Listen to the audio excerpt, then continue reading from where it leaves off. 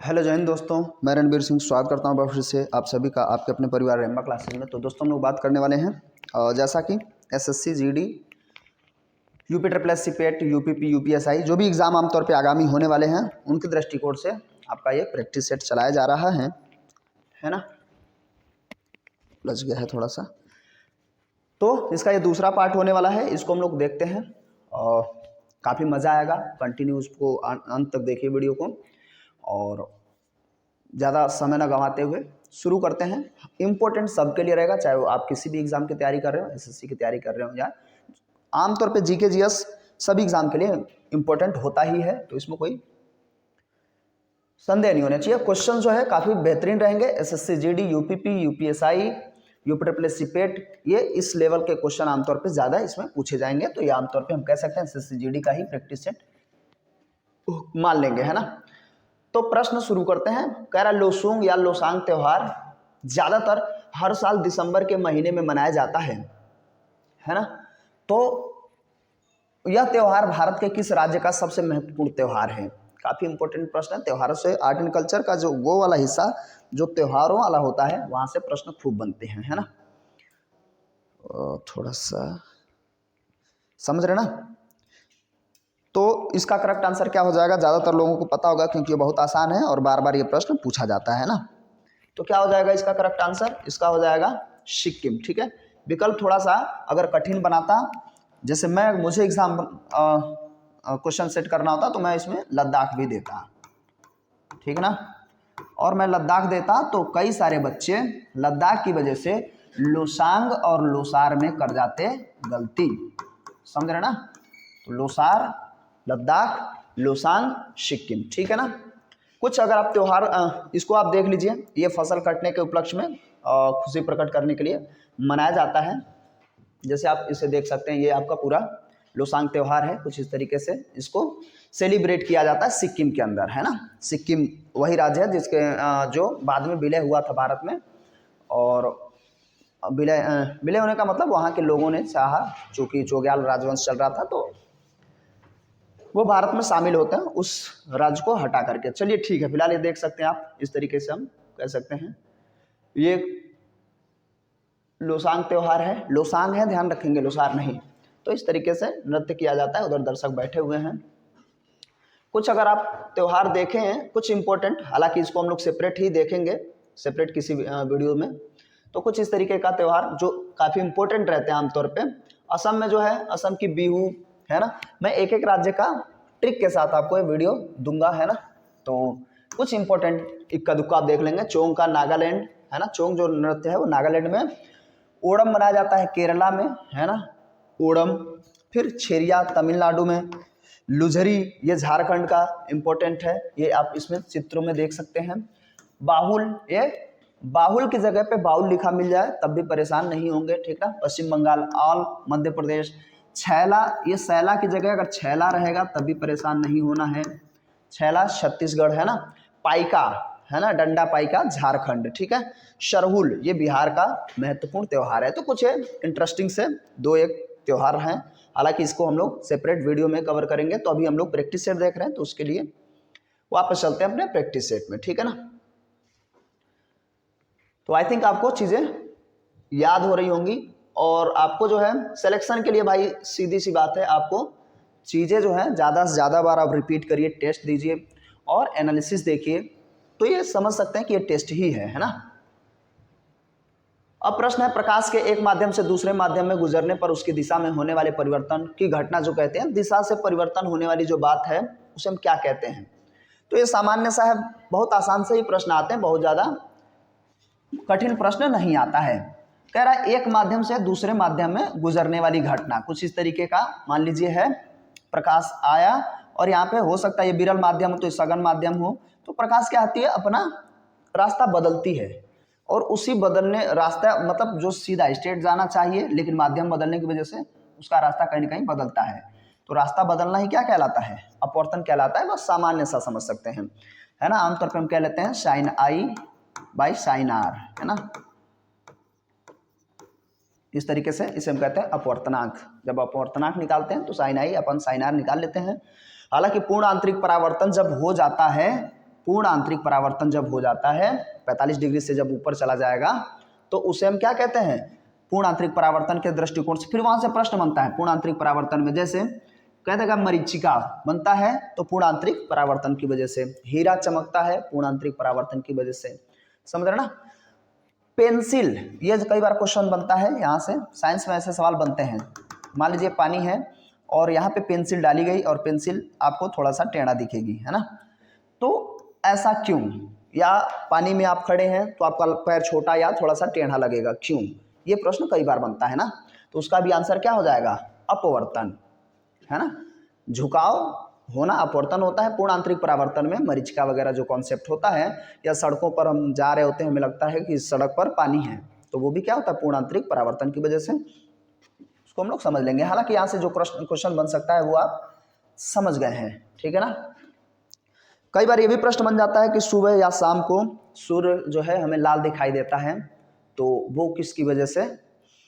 तो सूर्य जो लाल दिखता है वो प्रकाश का जो प्रकीर्णन होता है उसकी वजह से, प्रकाश का प्रकीर्णन, या हम कह सकते हैं वर्ण विक्षेपण वाला कॉन्सेप्ट।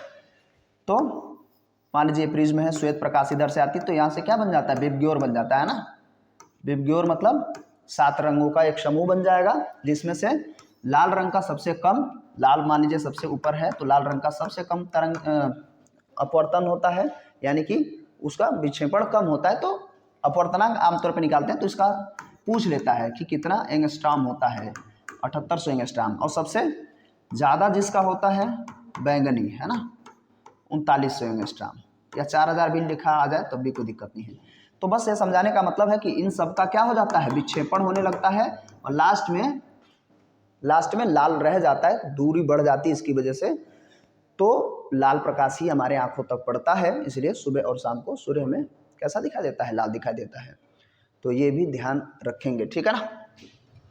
इस तरीके से प्रश्न बन जाता है, विवर्तन, फैलना, है ना, संचरण, तो कोई संचरण, संचरित होना, ठीक है। यहाँ से मुझे लगता है ये कुछ और 1-2 क्वेश्चन शायद अगर हो सकते हैं, तो नहीं तो सामान्यतः यहाँ से अपवर्तन, परावर्तन, और परावर्तन की बात, परावर्तन भी होता है। अपवर्तन मतलब रास्ता हल्का सा बदल जाना, परावर्तन मतलब टकरा करके वापस लौटाना, परावर्तन, ठीक है ना। और 45 या 90 डिग्री तक घूम जाना, 45 से 90 तक, तो वो आंतरिक परावर्तन होता है, वो ध्यान रखेंगे। तो जो परावर्तन है सीधा गए और वापस लौट आए, ये होता है परावर्तन। गेंद को आपने जमीन पे पटका और गेंद वापस ऊपर की ओर आए, ये परावर्तन समझने के लिए। तो उसकी वजह से हमें वस्तु दिखाई देती है ना, तो वस्तुएं हमें जब दिखाई देती हैं प्रकाश के परावर्तन के कारण, ठीक। तो ये तो सामान्य सा है, बहुत ज़्यादा इसमें कुछ नहीं है। फिर है कुतुबुद्दीन ऐबक किस राजवंश का संस्थापक था। तो ये कुछ इस तरीके का सामान्य सा प्रश्न दिल्ली सल्तनत से प्रश्न पूछ लिया है, ये तो बड़ा आसान है। कौन हो जाएगा, कुतुबुद्दीन ऐबक किस राजवंश का संस्थापक था। तो कौन सा वंश, गुलाम वंश। गुलाम वंश को क्या कह लिया जाता है, मामलूक वंश, है ना। मामलूक वंश, देखिए पूरे दिल्ली सल्तनत की अगर हम बात कर लें तो पूरा दिल्ली सल्तनत कहाँ से कहाँ तक चलेगा, दिल्ली सल्तनत। हम इसे सल्तनत इसलिए कहते हैं, किस लिए कहते हैं दिल्ली सल्तनत, हम इसे सल्तनत इसलिए कहते हैं क्योंकि इसमें जो शासक थे उन्हें क्या कहा जाता था, सुल्तान कहा जाता था, है ना। तो सुल्तान की वजह से सल्तनत। इसका हम लोग किस तरीके से जानते हैं, पूरा अगर वंश की बात कर लें, टाइम ड्यूरेशन भी बताना। पूरा दिल्ली सल्तनत कहाँ से कहाँ तक चला था, वो चला था 1206 से लेकर के 1526, ठीक है। यानी यहाँ से बाबर का जो इब्राहिम लोदी के साथ युद्ध होगा वहाँ तक दिल्ली सल्तनत चलना है, ठीक है। दिल्ली सल्तनत की अगर हम बात कर लें तो आमतौर पे तुर्क लोग थे। तो तुर्कों में बात होती है गौरी की, कहानी गौरी से शुरू होती है ना। मोहम्मद गौरी जो है वो भारत में आता है और उसके साथ उसका सेनापति भी था, हालांकि उसका गुलाम था, और मिसापुर के बाजार में उसको खरीदा गया था, उसी का नाम ऐबक था, ठीक है ना। तो गौरी आता है और गौरी भारत में 3 महत्वपूर्ण युद्ध लड़ता है, 1191, 1192 और 1194, जो इम्पोर्टेंट है, महत्वपूर्ण है।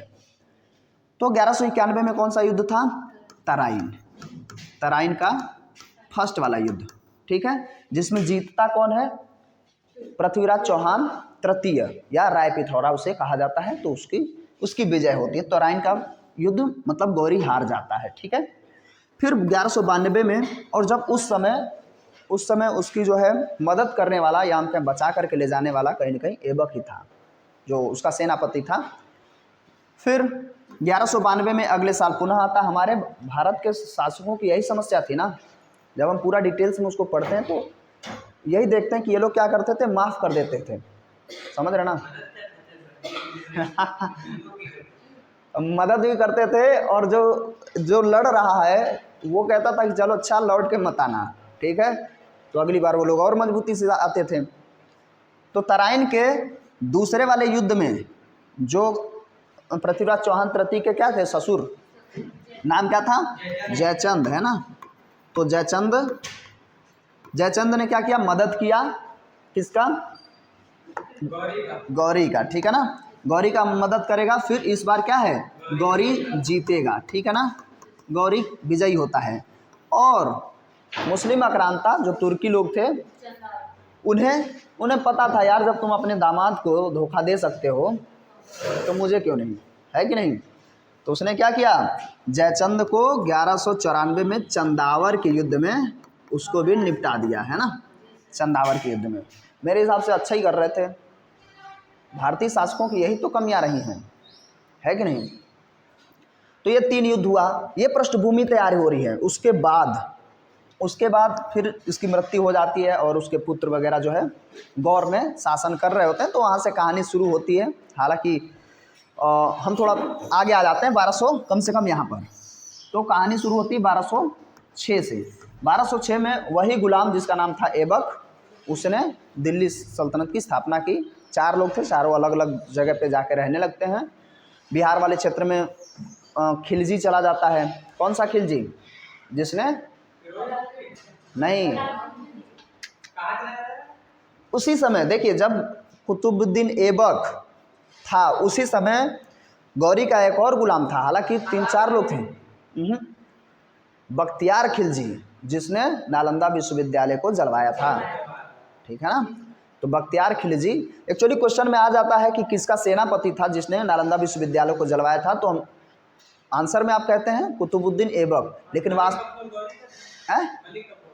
मलिक कपूर तो वो खिलजी में आ जाएगा। अलाउद्दीन खिलजी का वो सेनापति था, जिसे 1000 दिनारी कहते हैं, है ना। तो 1000 दिनारी मतलब, अब देखो अब दूसरे में जाने लगे हम लोग। चलो अच्छा मैं बता दूं, खिलजी जो है, अलाउद्दीन खिलजी गया था गुजरात युद्ध लड़ने, तो वहाँ से जीत के लाया था मलिक कफूर को। जीतने का मतलब हम कहें खरीद के लाया था 1000 दिनार में। हाँ, ये हिजड़ा था, ठीक है ना। उसकी कहानी हम लोग बाद में देखेंगे, हम इसको समझ लेते हैं। ये कहानी पृष्ठभूमि तैयार हो रही है किसकी, दिल्ली सल्तनत की। अब इसी में इसका जो नॉर्मली पूरा जो हम देख लेते हैं कितने भागों में डिवाइड किया गया दिल्ली सल्तनत को।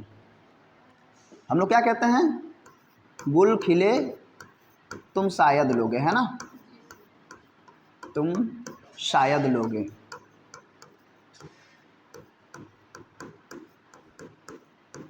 ये है पूरा वंश। यहाँ हो जाता है गुलाम वंश।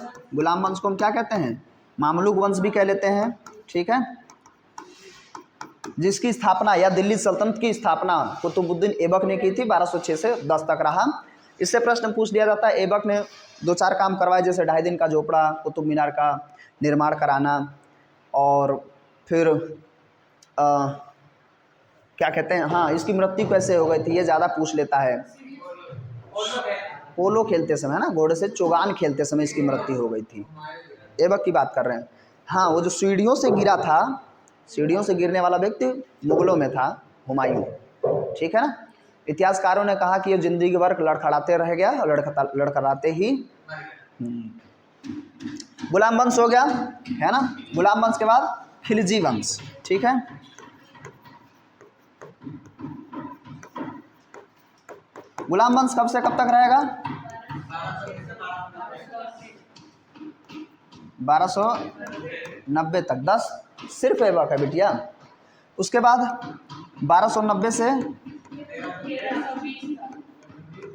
ये खिलजी वंश है। तो इसका संस्थापक खिलजी का कौन होता है, जलालुद्दीन फिरोज खिलजी, है ना, जलालुद्दीन फिरोज खिलजी, फिर उसके बाद अलाउद्दीन खिलजी उसके बाद आता है ना। तो वंशज हम लोग बाद में पढ़ेंगे, फिलहाल में टाइम ड्यूरेशन देख ही लेते हैं हम। खिलजी के बाद फिर आ जाता है तुगलक वंश। तुगलक वंश, क्या बात भाई, ढोल ढोल नगाड़े वाली बात हो रही क्या? ये कहाँ से कहाँ तक रहेगा? 1320 से लेकर के 1414, ठीक है, हाँ ठीक है, 1414 ही है, ठीक। ये हो जाता है तुगलक वंश। इसका भी संस्थापक कौन है? गयासुद्दीन तुगलक, है ना। और इसमें 3 महत्वपूर्ण, हम गयासुद्दीन को पढ़ते हैं, फिर मोहम्मद बिन तुगलक को पढ़ते हैं, जानते ही हैं, सबसे पढ़ा लिखा सबसे मूर्ख शासक यही था, है ना। फिर फिरोज शाह तुगलक। अच्छा, फिरोज शाह तुगलक से ज़्यादा प्रश्न क्या बनता है?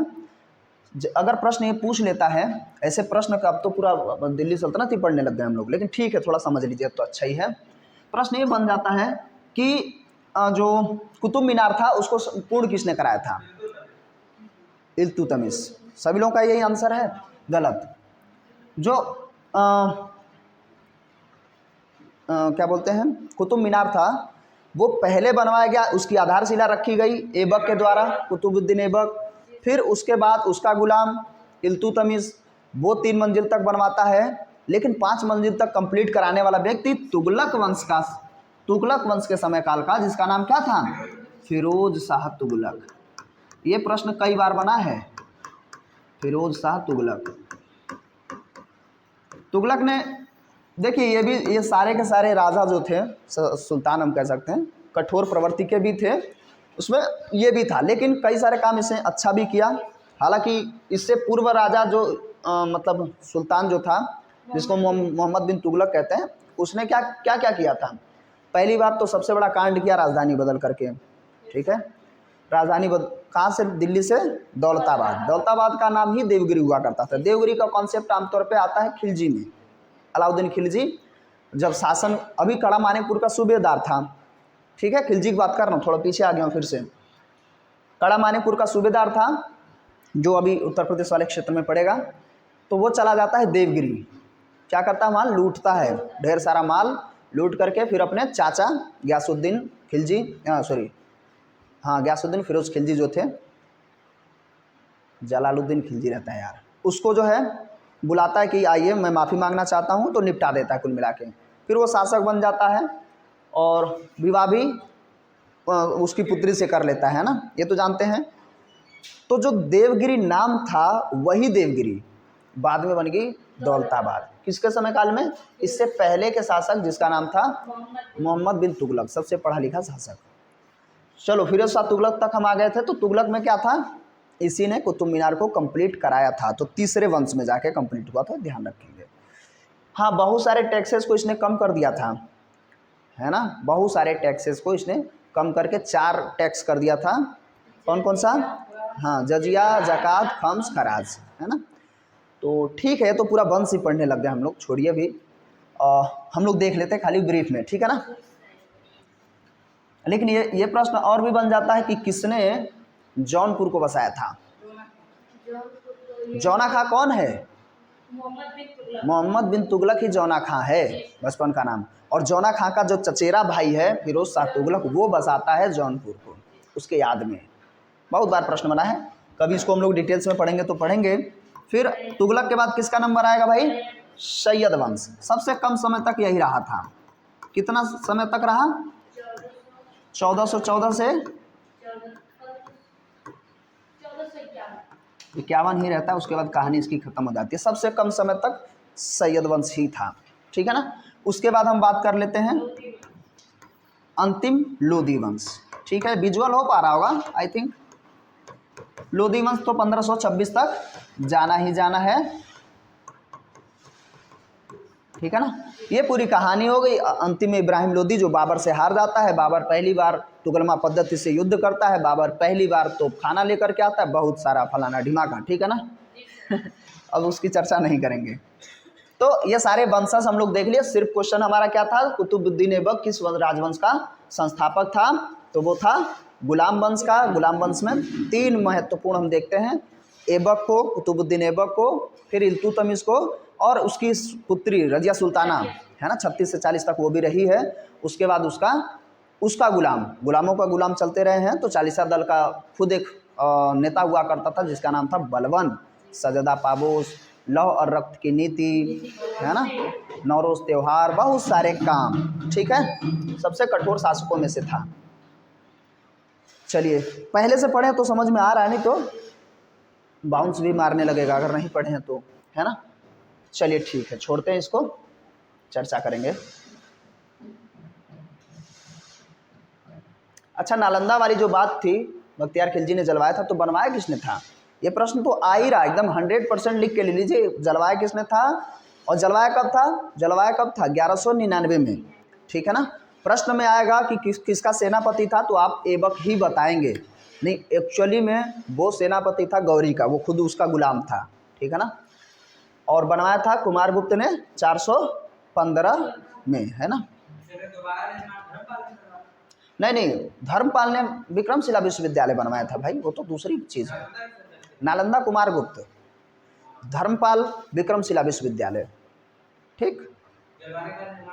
नहीं, हाँ एक ही बार, उसके बाद नुकसान हो गया। ठीक है। फिर कह रहा है कौन सा कार्बोलिक अम्ल के नाम से भी जाना जाता है? तो ये देखिए क्वेश्चन साइंस का है, बढ़िया सा प्रश्न है ना। कार्बोलिक अम्ल, इसको इस फिनाइल जो होता है वो कार्बोलिक अम्ल होता है, ठीक है ना, कार्बोलिक अम्ल। और कार्बोलिक और कार्बोनिक में थोड़ा सा ध्यान रखेंगे। हाइड्रोक्साइड और गंधक अम्ल से क्वेश्चन कई बार बन जाता है। गंधक अम्ल कह दिया है तो इसका मतलब ये क्या है? H2SO4 है, सल्फ्यूरिक अम्ल, ठीक है ना। तो विट्रियल भी कहते हैं आमतौर पे, तो ये थोड़ा सा ध्यान रखेंगे। और जो वाहन होते हैं उसमें इसी का इस्तेमाल किया जाता है, लेकिन सांद्र, ठीक है। कह रहा है इलेक्ट्रॉन की खोज किसने की थी? तो ये तो सामान्य सा है, कौन सा हो जाएगा आंसर? इलेक्ट्रॉन की खोज, देखो एक बचपन का ये है जब, हाँ, ईंट पर नाच, ठीक है। कितने लोग नाचे हैं? मुँह चोट आ जाएगी पैर में, ठीक है। तो इनसे क्या हो जाएगा भाई? इलेक्ट्रॉन, ठीक है। और ट से क्या हो जाएगा? जे थॉमसन या थॉमसन, ठीक है। उसके बाद पर से प्रोटॉन और इससे रदरफोर्ड। कई बार गोल्डस्टीन का चर्चा हो जाता है। गोल्डस्टीन ने, हाँ, उसकी खोज देखिए, धनावेशों की हम कहते हैं ना, जिसमें कहते हैं एनोड कैथोड वाली बात, तो एनोड किरणों वाली कॉन्सेप्ट था। उधर सही है, देख लेना, सही कर दीजिए। फिर इसका क्या होता है? न्यूट्रॉन। और इसका किसने किया था? जेम्स चैडविक ने, ठीक है। तो ये तो याद ही है, ऐसे ही आते हैं आसान से, है ना बाबू। तो क्या हो जाएगा इसका? क्या क्वेश्चन था? इलेक्ट्रॉन की खोज किसने की थी? तो कहाँ गया हमारा? हाँ, ये जे थॉमसन या जे थॉमसन, ठीक है। बाकी आप रदरफोर्ड का जानते हैं, प्रोटॉन की खोज की थी जेम्स चैडविक ने, न्यूट्रॉन की खोज की थी, ये तो जानते हैं ना। ऐसा आपका परमाणु है जिसमें न्यूट्रॉन होता है सबसे केंद्र में। न्यूट्रॉन कैसा होता है? न्यूट्रॉन कैसा होता है? न्यूट्रॉन हमेशा कैसा होता है? उदासीन होता है, उस पे कोई आवेश नहीं है, है ना। और जो प्रोटॉन होता है उस पे वो पॉजिटिव होता है, इलेक्ट्रॉन, है ना, इस तरीके से। और ये अभिक्रिया में भाग कौन लेता है? इलेक्ट्रॉन ही, ठीक है ना। इलेक्ट्रॉन माइनस दिखाता है और यही अभिक्रिया में भाग लेता है। आवेशित होने का मतलब यही इधर उधर कन्वर्ट होता है, प्रोटॉन रहते हैं। बात समझ आ रही ना? वो अपने एटम में ही रहते हैं। उसको सही करना था इधर से ज़्यादा। बात समझ आ गई ना? तो इसमें जैसे कह देता है विद्युत धारा प्रवाह होने में किसका योगदान होता है, या विद्युत धारा प्रवाह तो होती है इलेक्ट्रॉन के किस दिशा में, इस तरीके से प्रश्न पूछता है ना। तो इलेक्ट्रॉन जिधर बह रहा है उसके विपरीत दिशा में विद्युत धारा प्रवाहित होती है। फॉर एग्जाम्पल, अगर इलेक्ट्रॉन इधर को बह रहा है तो विद्युत धारा इधर जा रही है। बात समझ आ रही ना? तो ये भी याद रखेंगे। बाकी यहाँ से तो हो गया, ठीक है। गोल्डस्टीन, ये सब परमाणु मॉडल वगैरह वगैरह। यार भारत की मुख्य भूमि का देशांतर के बीच फैला हुआ, मतलब किस देशांतर के बीच फैला हुआ है, और इसमें क्या है, गलती कैसे करेंगे, आवेश में आकर के। ठीक है, मैं जब बता रहा था, जब इसका डिटेल्स क्लास था, तो मैंने पहले ही कहा था कि ध्यान रखेंगे। ये मान लीजिए यहाँ से हमारा क्या निकल रहा है, जीरो देशांतर, जिसे हम क्या कहते हैं, GMT, Greenwich mean time zone, है ना, टाइम लाइन होता है आमतौर पे। तो ग्रीनविच मीन टाइम लाइन से पिछली बार के यूपी पेट ने इसका फुल फॉर्म ही पूछ लिया था कि बताइए भाई GMT का पूरा नाम क्या है। हिंदी में Greenwich mean time, sorry Hindi में क्या होता है, ग्रीनविच माध्य समय रेखा, है ना, लेकिन अंग्रेजी में दिया था।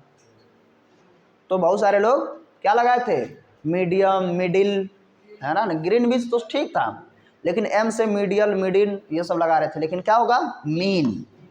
ठीक है ना, मीन, मीन मतलब माध्य, जो पढ़ते हैं ना मैथ्स में, मीन, मोड, है ना, मीडियन, वही वाला। तो ग्रीनविच मीन टाइम लाइन, ठीक है, जो कहाँ से गुजरता है, वही इंग्लैंड के ग्रीनविच माध्य से गुजरता है, थोड़ा जिगजैग भी है, वहाँ से दुनिया का समय मापा जाता है। तो हम भारत वाले कुछ यहाँ पर हैं, समझ लीजिए, है ना, मान लीजिए हम लोग यहाँ पर हैं, ये होता है हमारा क्या, अक्षांश, जीरो अक्षांश, और हमें पता है आधा हिस्से से काट के जाती है कर्क रेखा। तो अब भाई ये है क्या, ये वाली लाइन क्या होती है, इसे हम कहते हैं देशांतर। तो ये जो देशांतर है, यहाँ से इधर जाएंगे तो पूरब होगा ना, ठीक, इधर जाएंगे तो पश्चिम होगा, ये वाला हिस्सा ऊपर जाएंगे तो उत्तर, और नीचे आएंगे तो दक्षिण। तो इसका मतलब हम अक्षांशों में कहाँ हैं, उत्तर, अक्षांशों में कहाँ है, उत्तर, और देशांतरों में कहाँ है, पूरब। बच्चे गलती यहाँ करेंगे, पश्चिम और पूरब में, कहाँ गया, अच्छा विकल्प ही नहीं दिया, इसको पश्चिम और यहाँ पूरब देना चाहिए था। इसका क्या आंसर हो जाएगा, हाँ 68 डिग्री 7 मिनट पूर्व से 97 डिग्री 25 डिग्री पूर्व तक। ठीक है ना, क्योंकि ये कहाँ है, दोनों मामलों में पूरब में ही है, यही तो समझा रहा हूं मैं। ठीक है, और यदि वही बात, वही चीज अगर कहने लग जाए कि बताइए उत्तरी अक्षांश, इसका अक्षांशी विस्तार क्या है, तब हम क्या कहेंगे, तब हम कहेंगे 8 डिग्री 4 मिनट से उत्तरी अक्षांश से फिर क्या हो जाएगा 37 डिग्री, यहाँ थोड़ा सा यहाँ लिख दे रहा हूँ, 37 डिग्री 6 मिनट उत्तरी अक्षांश, दोनों बार में उत्तरी ही रहेगा, वही तो समझा रहा हूँ मैं कि ये भूमध्य लाइन है, मेडिटेरियन लाइन, जीरो अक्षांश लाइन, तो इसके ऊपर सब उत्तर ही तो है, दोनों बार उत्तर ही रहेगा और दोनों बार पूरब ही रहेगा, देशांतरी पूरब और अक्षांशी उत्तर। यहाँ ध्यान रखिएगा, प्रश्न यहाँ पश्चिम, पश्चिम यहाँ पूरब दे देगा, और हमें लगेगा अच्छा ये तो भारत का मैप है, मैं आपको दिखाई दे रहा हूँ, कहाँ है देखते हैं, है कि नहीं, हाँ ये कुछ है, हमें लगेगा अच्छा, हम अपने भारत के दृष्टिकोण से सोचने लगेंगे, हमें लगेगा भाई ये तो पूरब है और ये हमारा पश्चिम है कि नहीं, तो क्यों ना हम कहें कि ये पश्चिम और वो पूरब, नहीं, देशांतरी विस्तार हमारा दोनों पूरब में ही है और अक्षांशी विस्तार दोनों उत्तर में ही है, ये ध्यान रखेंगे ना, वो ऊपर लिख लीजिएगा। बाकी इसका हम जानते हैं हमारा पूरा क्षेत्रफल क्या है, 32,87,263 वर्ग किलोमीटर, है ना। इसका देखिए 32 14 गुणे 29 33 कर लेंगे, हमारा आ जाएगा आंसर। ठीक है, तो 32,87,263, ठीक है ना। बाकी चीज़ें डिटेल्स क्लास में मैं कवर करा दिया हूँ कि कौन कहाँ, मन्नार की खाड़ी, कौन सा जलसंधि, ठीक है ना। तो अभी उसको हम लोग करते हैं स्किप। आई थिंक आप बात समझ गए हैं। विस्तार से एक क्वेश्चन ये भी है, जैसे कर्क रेखा गुजर रही है ना बीचों बीच से, तो बीचों बीच से गुजरती है हमारे 8 राज्यों से, ये याद रखना ही रखना है, ये थोड़ा ध्यान रखेंगे। त्रिपुरा वाला को भी कवर कर रही है, तो त्रिपुरा 3 तरफ से घिरा भी है, ये प्रश्न बना ही बना है। UPSSC हो या SSC GD हो, SSC के जो भी एग्जाम्स होते हैं, ये बाउंड्री के आसपास से प्रश्न बिल्कुल बनते हैं, दिल खोल के बनते हैं, है ना। सबसे बड़ी लाइन हमें पता होना चाहिए, कौन सा हो जाएगा, मतलब हम जो जिससे सीमा साझा करते हैं वो है बांग्लादेश। ठीक है, कितना, 4096 किलोमीटर। सबसे छोटी सीमा साझा हम जो जिससे करते हो अफगानिस्तान, कितना, ये देखिए 106 किलोमीटर। ठीक है, 106 किलोमीटर, तो सबसे छोटा यही है। क्लियर है ना।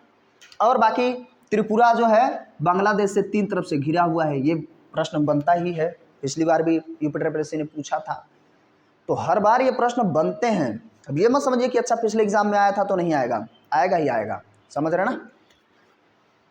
तो ये देख लीजिएगा। चलिए इसको हम लोग बहुत ज़्यादा चर्चा, हाँ ये क्या था इसकी चर्चा, ये तो याद हो ही गया होगा। इकेबाना एक जापानी कला है, वह किससे संबंधित है? तो कागज़ को मोड़ने से, फूलों को सजाने से, पेड़ों की कटाई से, रेत पर चित्रकारी से, है ना। तो क्या हो जाएगा? फूलों को सजाने की एक कला है जिसे हम क्या कहते हैं? इकेबाना। और ये एक जापानी कला है, ठीक है ना, जो फूलों पर क्या है, अपनी कलाकारी करते हैं ये लोग। कुछ इस तरीके का इकेबाना होता है ना। देख लीजिए काफ़ी बेहतरीन। और जापान के अंदर ये चीज़ पाई जाती है, कोई भी चीज़ जो है वो लोग जोड़ लेते हैं, क्योंकि वहाँ पे क्या है, वो पूरा का पूरा पड़ता है भूकंपीय जोन में, है ना। टेक्टोनिक प्लेटों का अपना जो है वहाँ पे सरकना और चीज़ें चलती रहती हैं। तो हम जो पूरा रिंग ऑफ फायर वाला जो हिस्सा देखते हैं, रिंग ऑफ फायर समझ रहे ना, रिंग ऑफ फायर वाला हिस्सा, जब हम ज्योग्राफी में जब हम पढ़ रहे थे तो प्रशांत महासागर का ऊपर ऊपर जो पूरा हिस्सा था वो रिंग ऑफ फायर का ही तो पड़ता था हिस्सा प्रशांत महासागर में। तो उसकी वजह से वहाँ पे चीज़ें ज़्यादा भूकंपीय घटनाएं या हम ज्वालामुखी की घटनाएं देखते हैं ज़्यादा होता है। तो जापान में बहुत ज़्यादा भूकंप आता रहता है, तो चीज़ें टूटती रहती हैं। वैसे ये बढ़िया कलाकारी है, हमें इससे मतलब। वैसे रिंग ऑफ फायर और रिंग ऑफ फेंस अंतर क्या है? रिंग ऑफ फेंस, हाँ घेरे की नीति, वो कौन लेकर के आया था? Good, Warren Hastings ring of fence लेकर के आया था, जिसे हम कहते हैं घेरे की नीति, है ना। और वही है 1773 के रेगुलेटिंग एक्ट के तहत जिसको बंगाल का गवर्नर जनरल बनाया जाता है, ठीक है ना। चलिए उसकी चर्चा हम लोग फिर कभी करेंगे। समझ में आ गया ना, रिंग ऑफ फेंस और रिंग ऑफ फायर ध्यान रखेंगे। ये भी इकेबाना ही है, देख लीजिएगा, ठीक है।